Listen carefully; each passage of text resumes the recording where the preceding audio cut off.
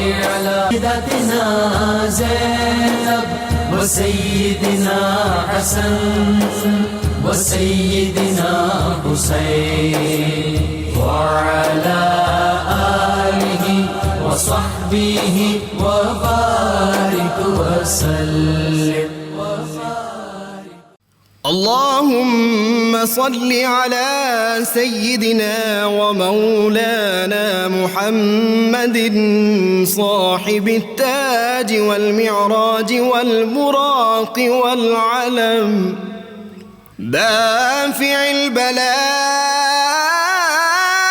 والوباء والقحط والمرض والألم اسمه مكتوب مرفوع مشفوع منقوش في اللوح والقلم سيد العرب والعجم اسمه مقدس معطر مطهر منور في البيت والحرم شمس الضحى بدر الدجى صدر العلا نور الهدى كهف الورى مصباح الظلم جميل الشيم شفيع الأمم صاحب الجود والكرم والله عاصمه وجبريل خادمه والبراك مركبه والمعراج سفره وفوق سدرة المنتهى مقامه وقاب قوسين مطلوبه والمطلوب مقصوده والمقصود موجود سيد المرسلين خاتم النبيين شفيع المذنبين أنيس الغريبين رحمة للعالمين راحة العاشقين مراد المشتاقين شمس العارفين سراج السالكين مصباح المقربين محب الفقراء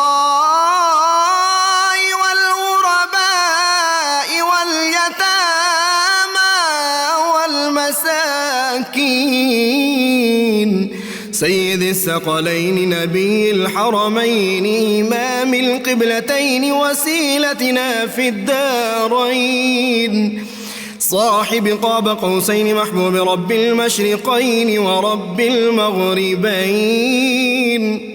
جد الحسن والحسين مولانا ومولى الثقلين سيدنا أبي القاسم محمد بن عبد الله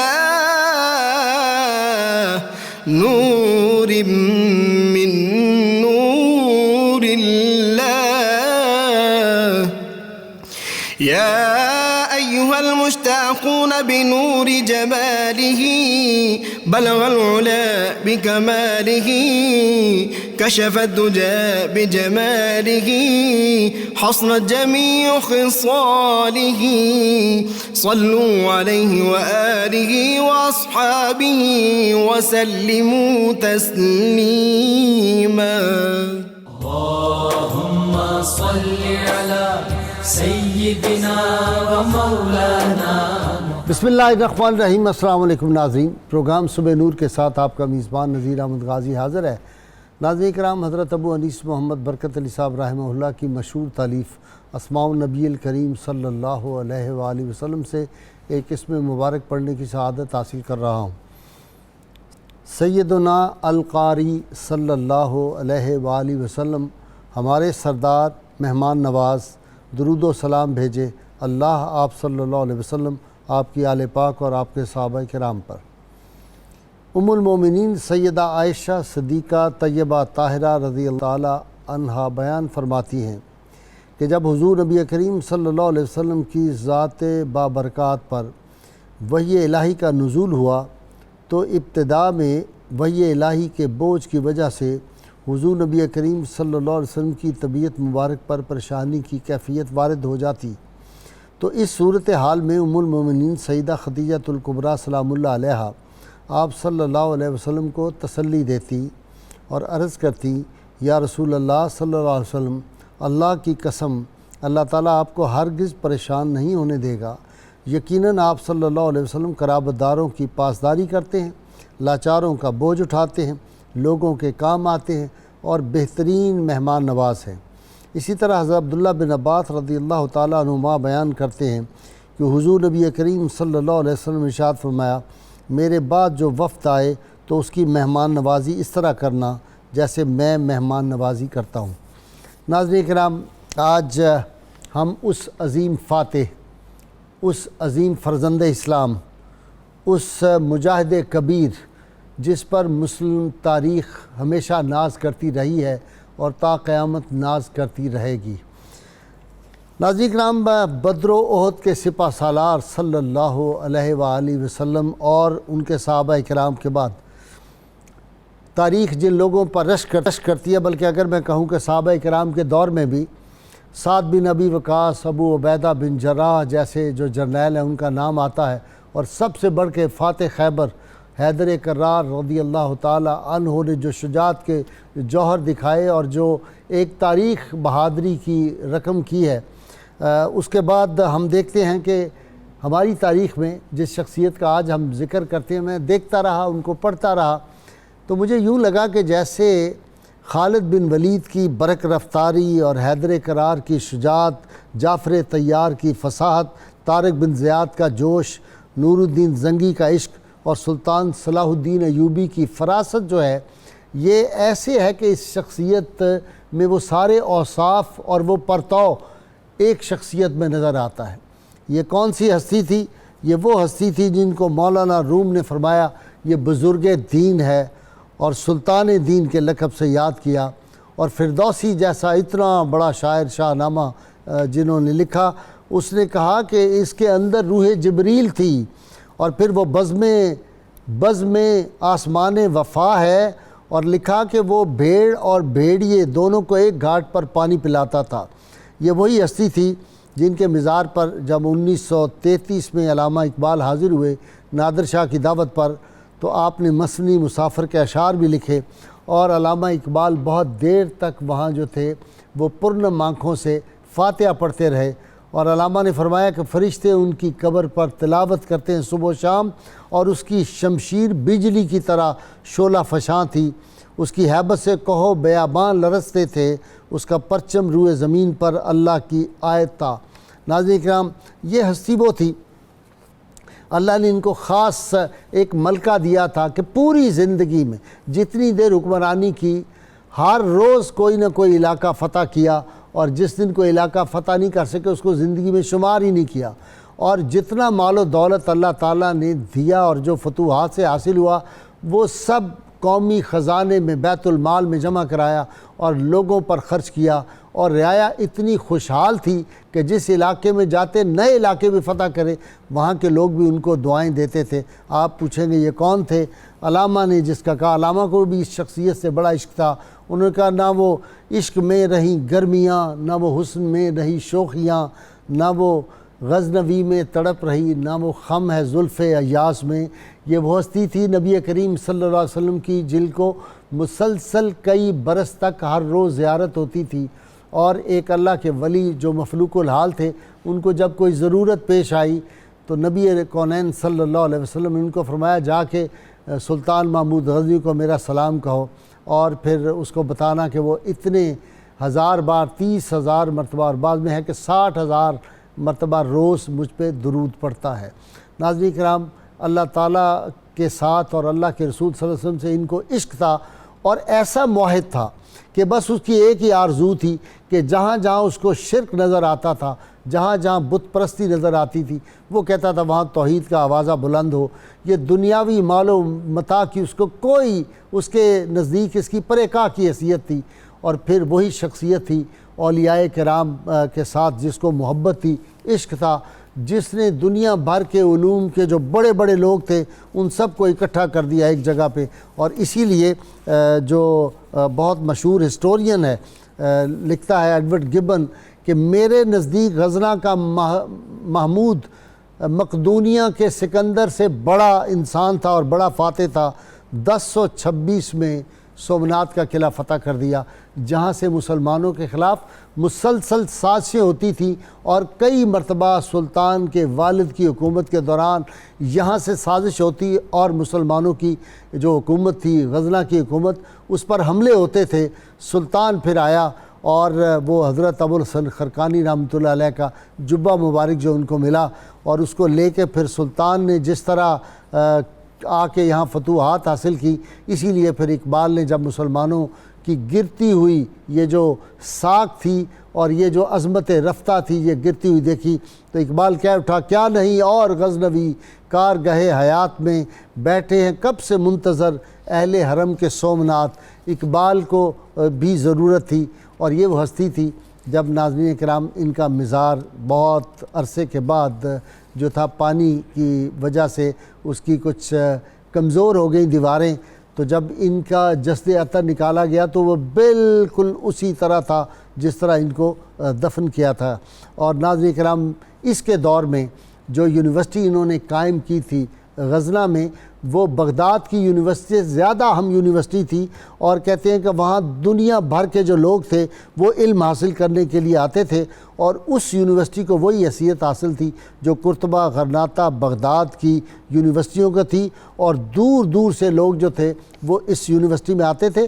اور سلطان کا کمال یہ تھا سلطان محمود غزنوی رحمۃ اللہ علیہ کا کمال یہ تھا یہ اپنی جیب سے ان سارے طلباء کو اسپیشل وظیفے دیے کرتے تھے اور اتنی دیر اتنی بڑی حکومت اس نے کر دی. اسی لیے جو تھا البیرونی نے بہت خوبصورت بات لکھی اور صاحب تاریخ فرشتہ نے بھی لکھا اس بات کو کہ سلطان کا مطمع نظر کبھی مال و دولت نہیں رہا بلکہ وہ تو دین اسلام کا جھنڈا جو تھا اس کو بلند کرنا چاہتے تھے. تو 1974 میں جب ان کی قبر اتنے کوئی 1000 سال کے قریب جب بعد میں نکالی گئی تو وہ اسی طرح جو تھی اللہ تعالیٰ نے اس کو محفوظ رکھا ہوا تھا. ناظرین کرام سلطان محمود غزنوی نے کیسے لوگ پیدا کیے. یہ جتنے بڑے بڑے سائنسدان تھے البیرونی جیسے خوارزمی جیسے منوچیر بلخی جیسے حکیم منصری فرقی اسدی توسی دقیقی فردوسی یہ سب لوگ جو تھے ان کو سلطان محمود غزنوی نے متعارف کرایا. اور یہ جو سیدنا علی حجویری داتا گنبش رحمۃ اللہ علیہ ہمیں ملے ہیں یہ بھی سلطان محمود غزنوی کی میں سمجھوں گا کہ مہربانی ہے اس خطہ زمین پہ.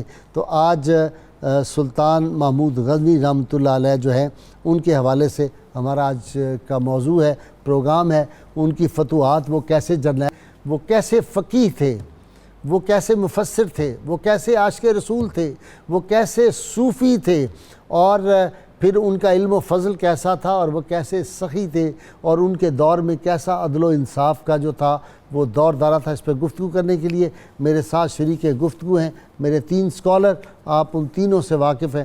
ڈاکٹر طاہر امید تنولی ماہر اقبالیات ہیں اور علامہ اقبال پہ آپ سمجھیں کہ ہمارے ملک میں نہیں بین الاقوامی سطح پہ معنوی شخصیت ہے.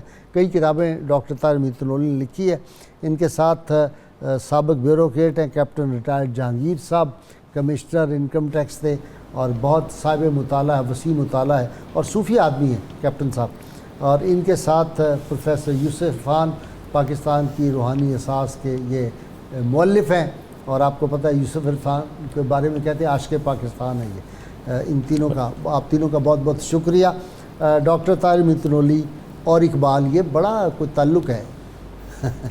بسم اللہ الرحمن الرحیم. سلطان محمود غزنوی آپ کی محبت ہے. اشرف قبلہ آپ نے اپنے ابتدائیے میں بہت ماشاءاللہ تفصیل کے ساتھ سلطان محمود غزنوی کی شخصیت کی مختلف جہات کو روشن کر دیا ہے. ڈاکٹر اگر میں تفصیل بیان کرتا تو سارا پروگرام ختم ہو جاتا.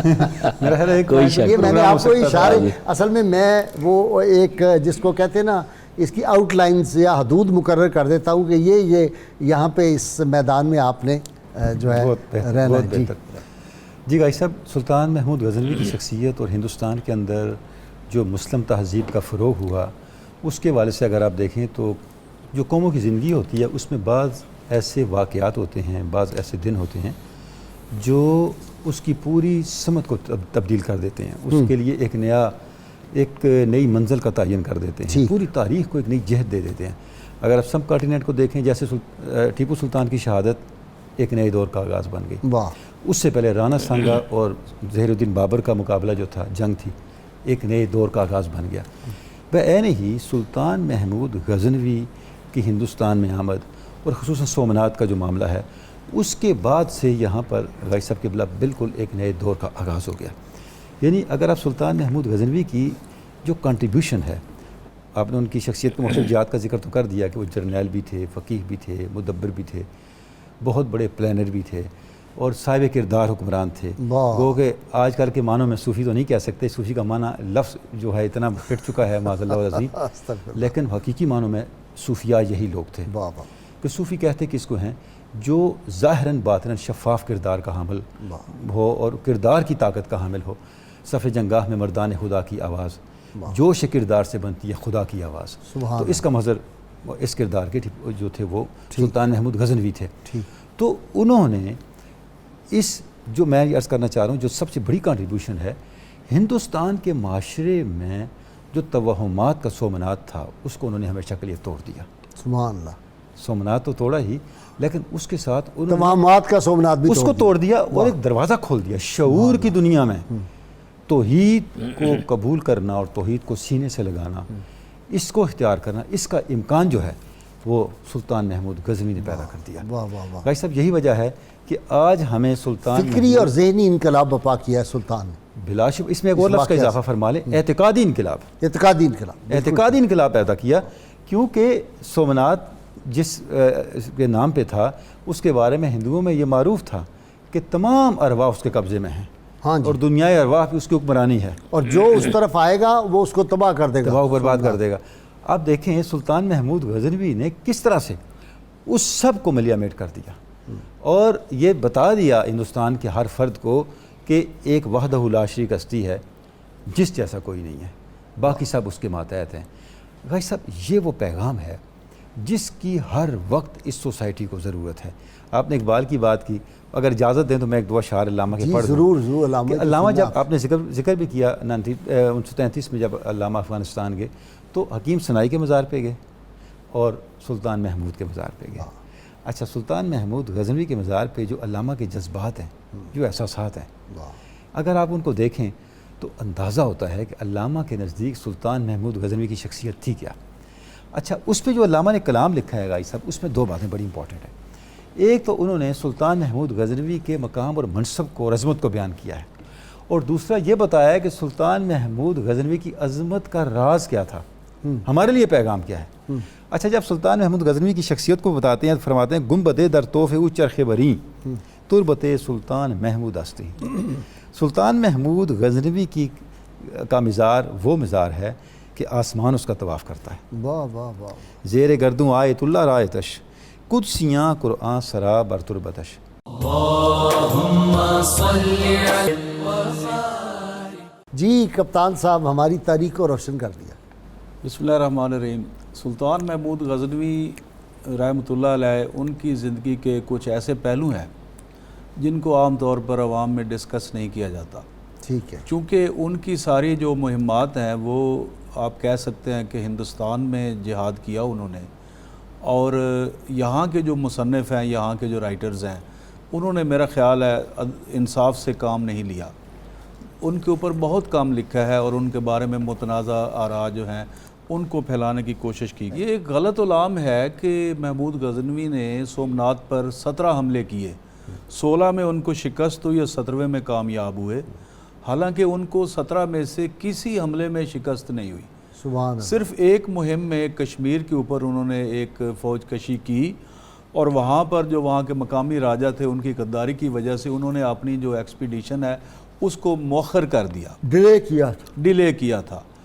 اب وہ ایک صوفی آدمی تھے، ان کی علم دوستی کا یہ حال ہے کہ ان کا ایک نام تھا، بڑا مشہور نام ہے، دی کڈنیپر آف سکالرز، اچھا ان کے دربار میں جس طرح آپ نے نام لیے فردوسی، بیہقی، البیرونی، توسی، یہ بڑی بڑی شخصیات، خوارزمی، ایسے یہ لوگ تھے۔ اب اس وقت چونکہ بغداد کی جو خلافت تھی وہ کافی کمزور ہو چکی تھی، اور سرحدی علاقوں نے کافی، جو سیستان وغیرہ وہاں خود مختاری کے اعلان لوگوں نے کر دیے ہوئے تھے۔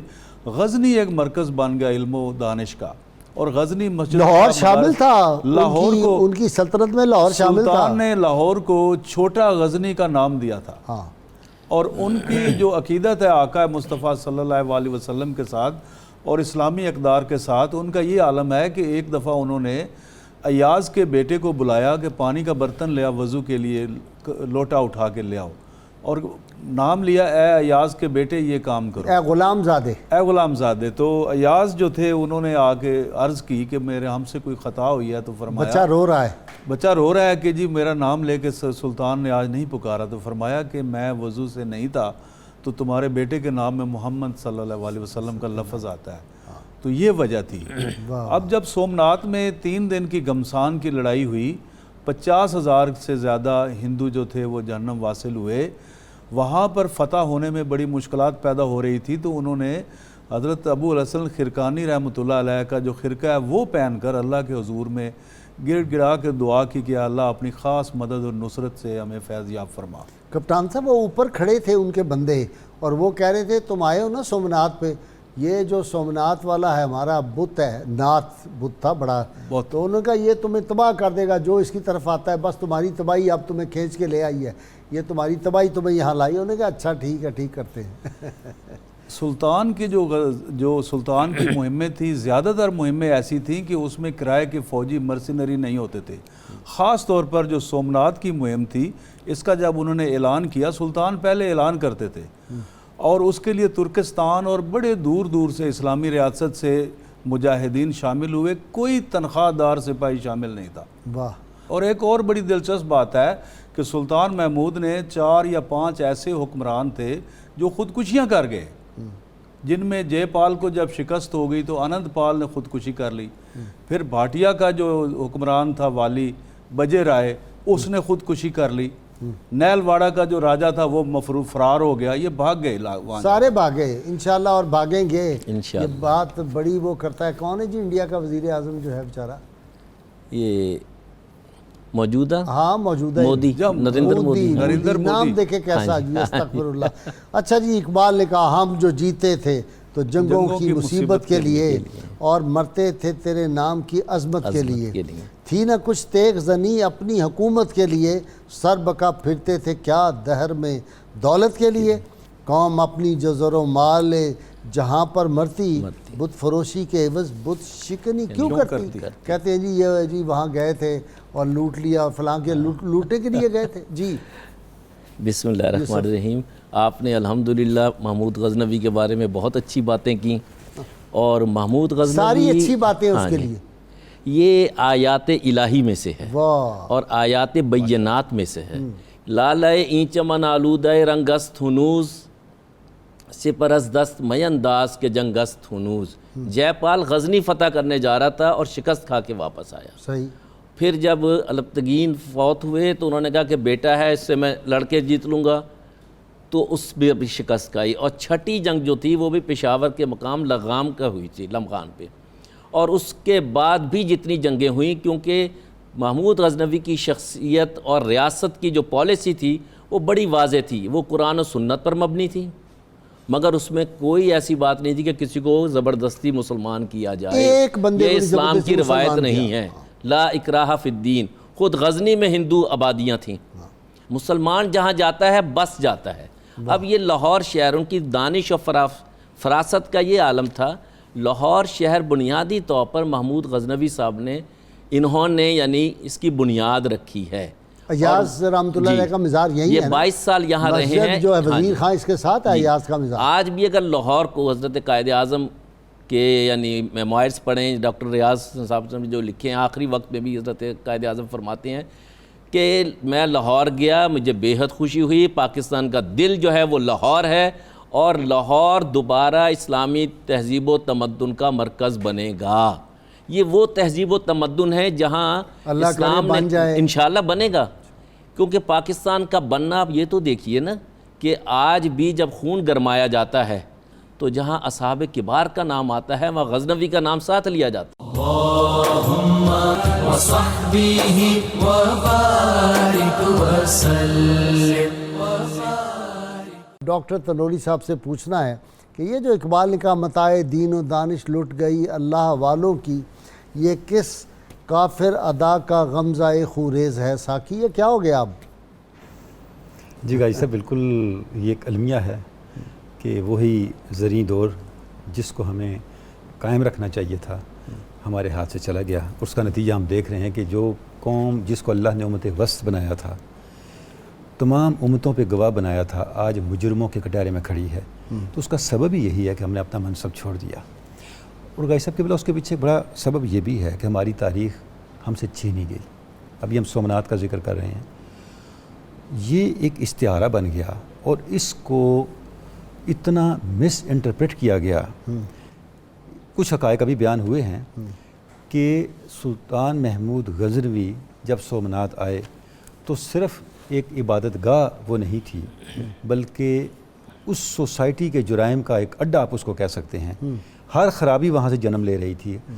اب دیکھیں غازی صاحب کہ اس دور کے حالات کو بیان کرتے ہوئے کئی نان مسلم ہسٹورینز نے لکھا ہے کہ جو لشکر سلطان کا آیا حملہ کرنے کے لیے اس کے اندر ہندو بھی موجود تھے۔ ہاں جی، سومنات پہ جو حملہ کرنے آیا اس کے اندر ہندو موجود تھے، بلکہ ایک کمانڈر کا نام بھی ملتا ہے جو ہندو تھا۔ بالکل صحیح بات۔ اچھا، عرض کرنے کا مقصد یہ ہے کہ آپ پوری ہسٹری کو اٹھا کے دیکھیں اور یہ آج تک جاری ہے، یہ معاملہ آج تک جاری ہے۔ وہ کپتان صاحب کے پاس اس کی تصویر ہے جس پہ قرآن شریف کی آیت مبارکہ اس پہ قرآن پاک کی آیت لکھی ہے، کیا لکھا ہے؟ ینصرکم اللہ فلا غالب لکم، بتاؤ اگر اللہ کی تمہیں نصرت حاصل ہے تو پھر تمہارے پہ کوئی غالب نہیں ہو سکتا۔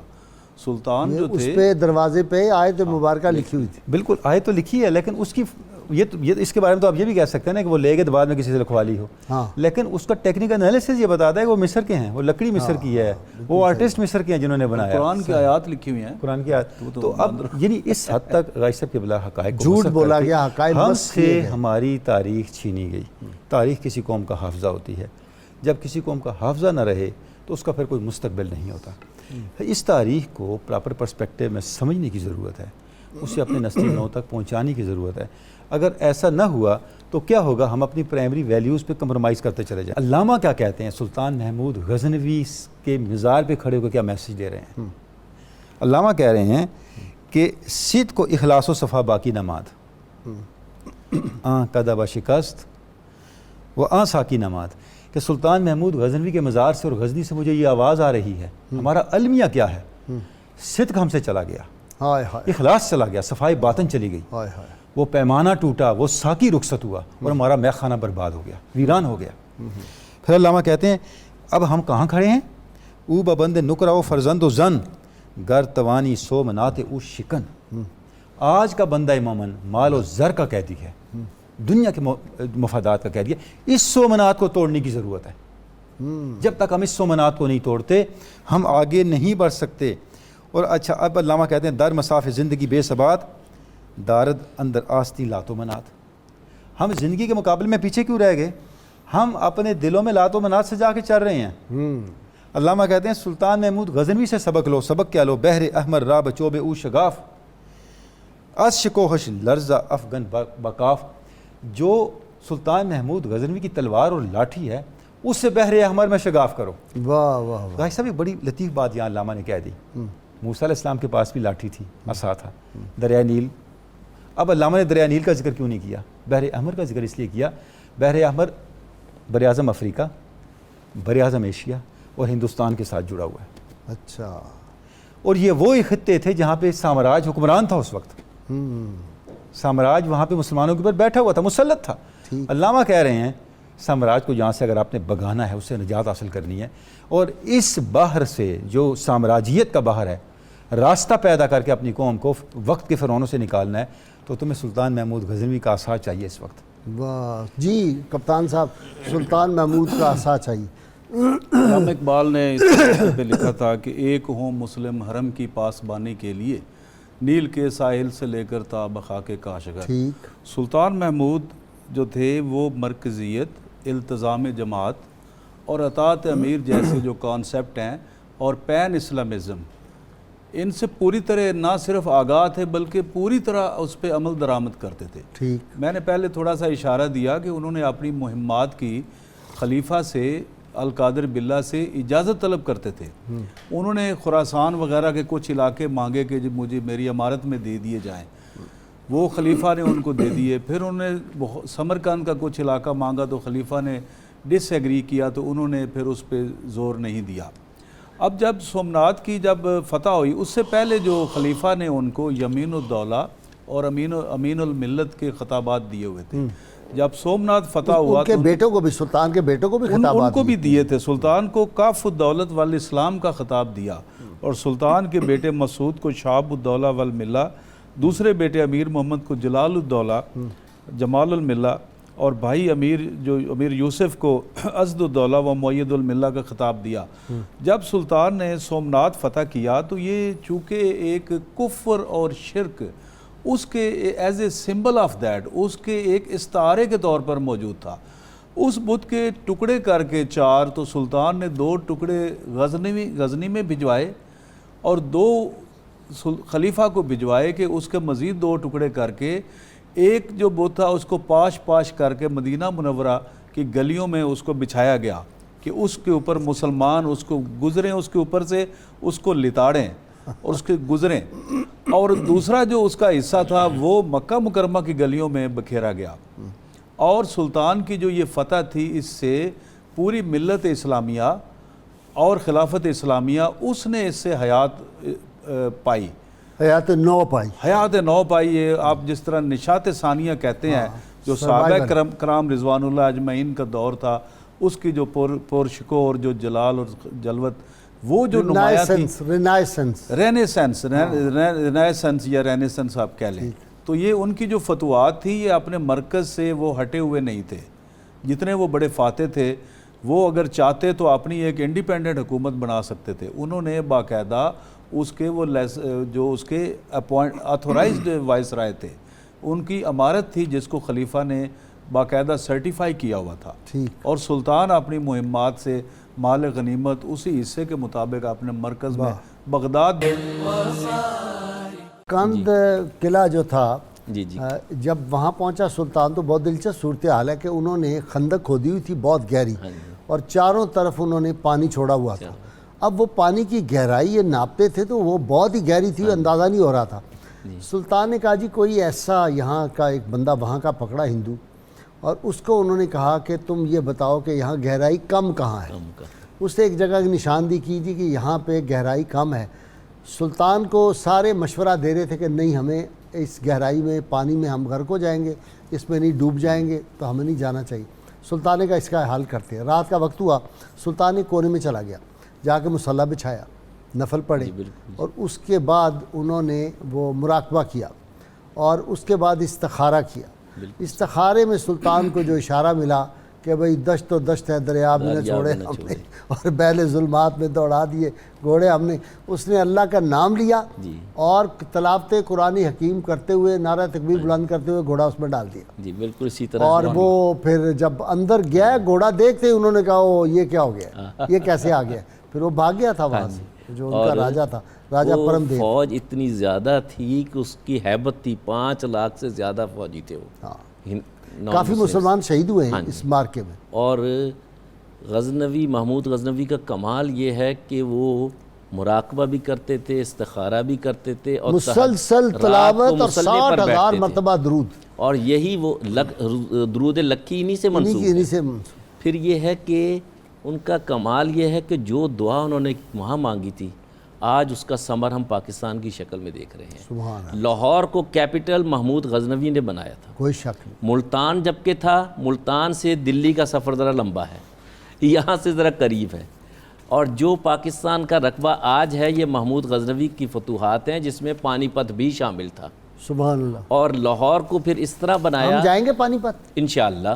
اچھا، ابو علی کلندر جو ہیں، ان سے ہمارے استاد محترم پروفیسر صاحب سے انہوں نے کہا کہ بھئی آپ بھی ہو آئیں پانی پت، کہتے بھی میرا آپ بھیجیں، اللہ کے ولی بھیجیں اور کافروں کی فوج کی حفاظت میں بھیجیں، آزادی چاہیے اور یہ جلدی ملے گی۔ فقط یہ ہے کہ ابھی جیسے ذکر ہو رہا تھا کہ وجہ کیا ہے، حضرت علامہ نے بڑا پیاری ایک بات کی، یہ سومناتھ ایک سمبل ہے، ٹھیک ہے، ورنہ اس کے ارد گرد بھی شہر جو تھے بڑے مالدار تھے، کسی کو نہیں چھوا، جو امن چاہتے تھے کبھی اس میں دریغ نہیں کیا، اس میں دیر نہیں کی اس محمود نے، اگر کوئی جنگ چاہتا ہے تو پھر اس میں انتظار نہیں کیا، جنگ پھر اپنی مرضی سے لڑی ہے، صحیح ہے، اور یہ وہ ہمت میدان تھی، خود منتخب کیا ہاں ہے، جی، مگر فقط لڑنے والوں سے، جنہوں نے آگے آ کے ابھی ہتھیار ڈال دیے ہیں کہ جی ہم نہیں لڑ سکتے، انہیں چھوڑ دیا ہے، البتہ کہ سکھ پال جو ہے نواسا جے پال کا، اس کو حاکم بنا دیا۔ صحیح بات، اور پھر یہ دیکھیے کہ سومناتھ جو ہے یہ ایک سمبل ہے، پاکستان کی بنیاد سلطان محمود غزنوی نے رکھی ہے، جبکہ انڈیا پر ایک سائیڈ جو تھی سندھ کی، مکران سے محمد بن قاسم آئے، ساؤتھ انڈیا سے مسلمان آ رہے تھے، یہ مڈ میں جو گڑھ تھا ہندوؤں کا، وہاں محمود غزنوی نے شگاف ڈالے، اور جو آج تک مسلمانوں کے قیام کا اور مسلمانوں کے استحکام کا اور مسلمانوں کی بقا کا ضامن ہے۔ اچھا جی، تنولی صاحب جب واپس جا رہے تھے اپنا سلطان محمود غزنوی رحمۃ اللہ علیہ، تو یہ ملتان کے علاقے سے وہ ہوا یہ کہ ان کو راستہ نہیں پتا تھا، ڈیزرٹ کا علاقہ تھا، ملتان کے علاقے کو آپ سمجھیں چولستان اس میں شامل ہے، جی بالکل، تو انہوں نے ایک ہندو گائیڈ کو لیا کہ یار تم ذرا ہمیں شارٹ راستے سے پہنچا دو، وہ چلاتا رہا کئی دن چلاتا رہا، بیچ میں ڈیزرٹ میں ایک دن یہ ہوا کہ ایک دن اور ایک رات پانی نہیں ملا ساری فوج کو، پانی دور دور تک نہیں تھا، اس کو بلایا سلطان محمود غزنوی، اس نے کہا ظالمی یہ ساری میرے فوج اتنی پیاسی ہو گئی، 24 گھنٹے زیادہ گزر گئے، 48 گھنٹے ہو گئے ہیں اور یہ پیاسے ہیں فلانے، اس کو یقین تھا کہ یہ اب مر جائیں گے پیاسے، اس نے مس گائیڈ کیا تھا غلط راستے، اس نے کہا تم نے جو ہمارے ساتھ سلوک کیا ہے یہ اس کا جواب ہے، اب تم ادھر ہی مرو گے بچو ڈیزرٹ میں ہی۔